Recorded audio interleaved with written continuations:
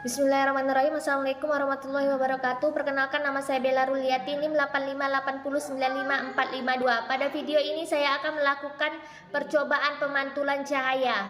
Tujuan dari percobaan ini adalah yang pertama menjelaskan sifat-sifat cahaya, yang kedua menjelaskan sifat-sifat bayangan yang dihasilkan oleh cermin, yang ketiga menjelaskan sifat-sifat bayangan yang dihasilkan oleh lensa, yang keempat menentukan fokus cermin cekung, yang kelima menentukan fokus lensa cembung.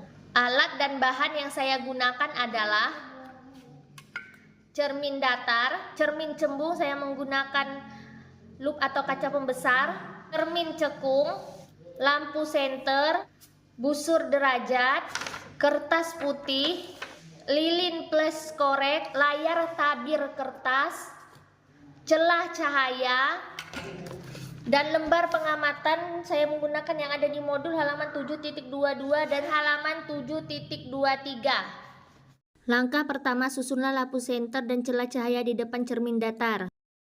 Langkah kedua, nyalakan lampu senter dan amati dengan baik jalannya berkas cahaya pada saat sebelum dan sesudah mengenai cermin datar.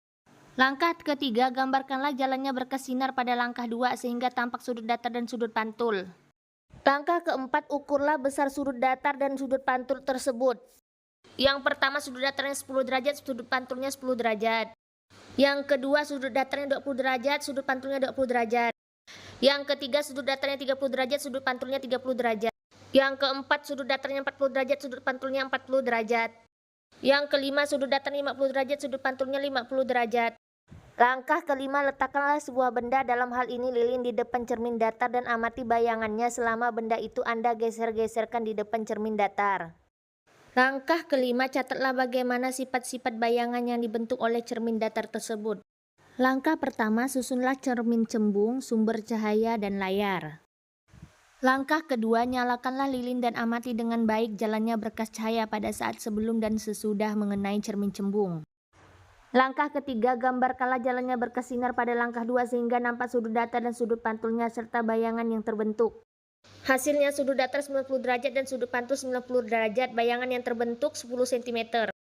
Langkah keempat, catatlah bagaimana sifat-sifat bayangan yang dibentuk oleh cermin cembung tersebut. Variasikan jarak bendanya. Yang pertama, jarak 10 cm. Jarak bayangannya 5 cm. Yang kedua, jarak bendanya 15 cm. Jarak bayangannya 6 cm. Yang ketiga, jarak bendanya 20 cm. Jarak bayangannya 6,7 cm. Yang keempat, jarak benda 25 cm. Jarak bayangannya 7,1 cm. Yang kelima, jarak benda 30 cm. Jarak bayangan 7,5 cm. Langkah pertama, susunlah cermin cekung, sumber cahaya, dan layar. Langkah kedua, nyalakanlah lilin dan amati dengan baik jalannya berkas cahaya pada saat sebelum dan sesudah mengenai cermin cekung. Langkah ketiga, gambarkanlah jalannya berkas sinar pada langkah 2 sehingga tampak sudut datar dan sudut pantulnya serta bayangan yang terbentuk. Hasilnya sudut datar 70 derajat dan sudut pantul 70 derajat, bayangan yang terbentuk 10 cm. Langkah keempat, catatlah bagaimana sifat-sifat bayangan yang dibentuk oleh cermin cekung tersebut. Langkah kelima, aturlah jarak benda atau letak layar agar pada layar terbentuk bayangan yang jelas dan tajam. Selanjutnya, variasikan ukuran jarak benda dan jarak bayangan.